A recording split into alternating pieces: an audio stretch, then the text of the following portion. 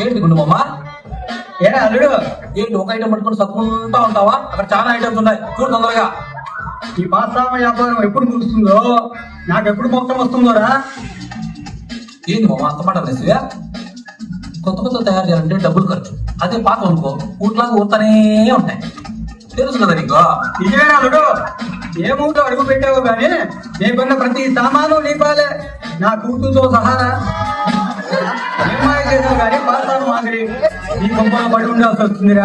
బాధపడకూడదు మామ, దాని మాత్రం ఎవరున్నారు చెప్పు, నువ్వు నా బంగారం తప్ప. బంగారం బంగారం టీ తీసుకురా, ఈ అందుకే నాకు. ఏంటి వచ్చి రాగానే అరుస్తుంటావు? నేను అరవట్లేదు బంగారం, పిలుస్తున్నా అంతే. ఇలా మా నాయన సతాయం చెప్పకపోతే పనులతో చేయించుకోవచ్చు కదా మా పనులు. చూడు బంగారం, మనం చేసేది బంగారు నగర వ్యాపారం కాదు, వంగ నమస్కారం పెట్టారు. మనం చేసేది వెండి సామాన్ వ్యాపారం.